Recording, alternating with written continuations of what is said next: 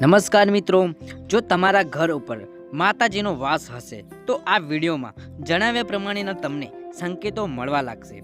આ સંકેતો સાવ સામાન્ય હોય છે, બસ આ સંકેતોને તમારે ધ્યાનથી જોવા પડે છે। આ સંકેતો તમારા ઘરે રાખેલા મંદિરમાં પણ તમને મળી શકે છે, ઘરના આંગણામાં પણ જોવા મળી શકે છે અને ઘરમાં આવેલા કોઈ પણ મહેમાનમાં પણ જોવા મળી શકે છે। તો મિત્રો, આ સંકેતોને તમે કઈ રીતે ઓળખી શકો છો તેની અમે તમને આ વિડીયોમાં વાત કરવા જઈ રહ્યા છીએ। આ માહિતી આપણા જૂના શાસ્ત્રોમાં આપેલી છે તે મુજબની માહિતી છે, તો ખાસ દરેક હિન્દુ ભાઈઓ તથા બહેનો આ વિડીયોને અંત સુધી જરૂરથી સાંભળજો। આ વિડીયો આપણા માટે ખૂબ જ ઉપયોગી સાબિત થશે અને આ વિડીયોમાં અમે તમને 10 થી 15 ખૂબ જ ઉપયોગી સંકેતો જણાવી રહ્યા છીએ। સંકેતોની વાત કરીએ તેના પહેલાં એકવાર સાચા મનથી આ વિડીયોને લાઈક કરી અને કોમેન્ટ બોક્સમાં જય માતાજી જરૂરથી લખી નાખજો, જેથી મિત્રો આ નવરાત્રિમાં માતાજીની કૃપા આપ સૌના પરિવાર પર બની રહે। તો ચાલો નંબર 1 થી શરૂઆત કરીએ। નંબર 1, જે ઘરમાં માતાજીના સારા આશીર્વાદ બનેલા હોય છે તે ઘરની એક ખૂબ જ સારી બાબત એ હોય છે કે તે ઘરમાં મંદિરનો દીવો ક્યારે પણ ચાલુ આરતી અથવા તો પૂજામાં બુઝાઈ જતો નથી। તો મિત્રો, ખાસ જ્યારે પણ તમે ઘરમાં રહેલા મંદિરમાં દીવો કરો છો અને દીવો જો અધ વચ્ચે જ કોઈ કારણસર બુઝાઈ જાય છે તો સમજવું કે માતાજી તમારાથી નારાજ છે અને તેનાથી વિપરીત જ્યારે પણ તમે મંદિરમાં દીવો પ્રગટાવો છો અને દીવો સંપૂર્ણ રીતે પૂજાના અંત સુધી ચાલ્યા કરે છે તો સમજવું કે તે ઘરમાં માતાજીના સારા આશીર્વાદ બનેલા છે।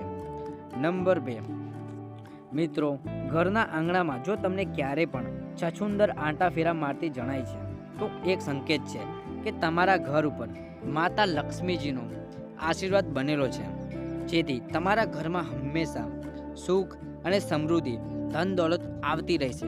જેથી શાસ્ત્રો પ્રમાણે ઘરના આંગણામાં છછુંદરનું બતાવવું તેને શુભ માનવામાં આવે છે। નંબર 3, કોઈ પણ એક નિયમિત સમય જો તમારા ઘરના મુખ્ય દ્વાર પર કોઈ પણ મૂંગું જનાવર આવીને ઊભું રહે છે, દાખલા તરીકે ગાય કે કૂતરું વગેરે, તો સમજવું કે તમારા ઘર ઉપર સકારાત્મક શક્તિનો વાસ રહેલો છે। હંમેશા આ પ્રકારના જનાવર સકારાત્મક ઉર્જા હોય છે, ત્યાં આકર્ષિત થતા હોય છે, નકારાત્મક ઉર્જાથી તેઓ દૂર રહેતા હોય છે। જેથી આવા સંજોગોમાં જો કોઈ મૂંગા જીવ આપણા ઘર આંગણે ઊભા રહે છે તો તેને અવશ્ય ખોરાક આપવો જોઈએ, તેનાથી તમને બમણો લાભ થશે।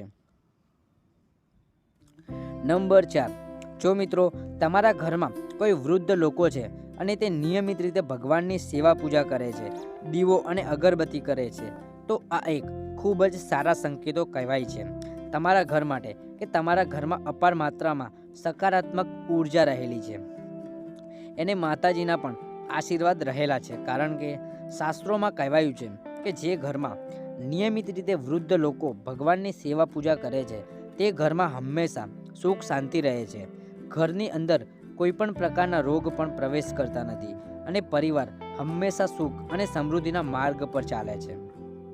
નંબર 5, મિત્રો, નવરાત્રિમાં આપણા બધાના ઘરે એક ગરબો રાખેલ હોય છે અને ગરબાની અંદર આપણે દીવો પ્રગટાવતા હોય છે। તો મિત્રો, ખાસ તમે નિરીક્ષણ કરી શકો છો કે તે દીવો કોઈ પણ કારણ વગર અચાનક જ બુઝાવા લાગે છે, તો સમજવું કે આપણા ઘરમાં કોઈ નકારાત્મક ઉર્જાનો વાસ રહેલો છે।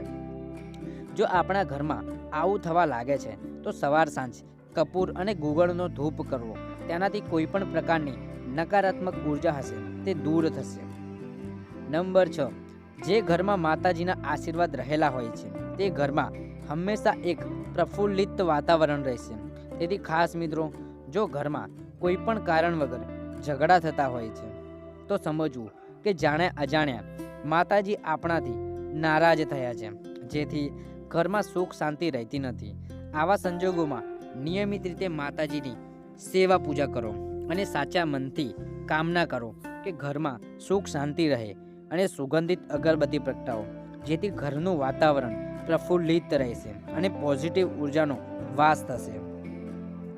નંબર 7, શાસ્ત્રોમાં એવો પણ ઉલ્લેખ કરવામાં આવ્યો છે કે જ્યારે પણ તમે મંદિરમાં દીવાની જ્યોત પ્રગટાવો છો ત્યારે જુઓ તે જ્યોત એકદમ સીધી અને લાંબી જ્યોત બતાવી આવે છે, તો તે એક સંકેત છે કે તમારી પ્રાર્થના સીધી ભગવાન પાસે જઈ રહી છે. તો જ્યારે પણ તમે દીવો પ્રગટાવો તો આવું પણ એક નિરીક્ષણ તમે કરી શકો છો. નંબર 8, મંદિરમાં નિયમિત રીતે સાફ સફાઈ કરી શકતા નથી છતાં પણ મંદિર એકદમ સુંદર અને રૂડું રૂપાળું લાગી રહ્યું હોય તો આ પણ એક સંકેત છે કે માતાજી તમારા ઘરના આંગણે બિરાજમાન છે. કારણ કે જે પણ મંદિરમાં માતાજી બિરાજમાન હોય છે તે મંદિર હંમેશા સ્વચ્છ અને રૂડું રૂપાળું લાગવા લાગે છે. તમે મંદિરની સામે ઊભા રહો તો પણ તમને એક અલગ જ ઉર્જાનો અનુભવ થવા લાગે છે. નંબર 9, જ્યારે પણ તમે બંને હાથ જોડીને તમારા મંદિરમાં કોઈ પણ કામના કરો છો અને તમારી તે કામના થોડાક જ દિવસોની અંદર સફળ થાય છે તો આ એક ચોક્કસ સંકેત છે કે માતાજી સાક્ષાત તમારા મંદિર પર બિરાજમાન છે. આવા સંજોગોમાં સાચા મનથી નિયમિત રીતે માતાજીની સેવા પૂજા કરવી જોઈએ, જેનાથી માતાજી હંમેશા તમારી ઉપર કૃપા વરસાવતા રહે. નંબર 10, ખાસ મિત્રો, આ નવરાત્રિમાં આપ આપના ઘરમાં રાખેલ માતાજીની તસવીર સામે બંને હાથ જોડીને નિખાલસતાથી જોઈ શકો છો. જો તે તસવીરમાં એક અલગ જ ઉર્જા તમને બતાવી આવ્યા અથવા તો માતાજીનો ચહેરો હસતો હોય તેવું તમને બતાવી આવે છે તો સમજવું કે માતાજીની કૃપા આપણા ઘર પર બનેલી છે. આવા સંજોગોમાં આ વાત ફક્ત આપણા મનમાં રાખશો, કોઈને કહીશો નહીં અને સાચા મનથી માતાજીનો આભાર વ્યક્ત કરો. મિત્રો, આ સરસ મજાની માહિતી જો કોઈ લોકો સુધી પહોંચાડશો તો પણ માતાજીની કૃપા તમારા પર બની રહેશે. કારણ કે આવી માહિતી દરેક જગ્યાએ સાંભળવા મળતી નથી. જેથી ખાસ આ પુણ્યના ભાગીદાર બનશો અને આ માહિતીને તમારા સગા વહાલા અને વિવિધ ગ્રુપમાં જરૂરથી શેર કરશો, જેથી માતાજીની કૃપા હંમેશા માટે તમારા પર બની રહે. અને ખાસ મિત્રો, કોમેન્ટ બોક્સમાં સાચા મનથી જય માતાજી લખવાનું પણ ભૂલશો નહીં અને ચેનલને સબસ્ક્રાઈબ કરવાનું પણ ભૂલશો નહીં. ફરી મળીશું મિત્રો કોઈ નવા એપિસોડ સાથે. ખૂબ ખૂબ ધન્યવાદ. જય મા ગાત્રાળ. જય શ્રી કૃષ્ણ.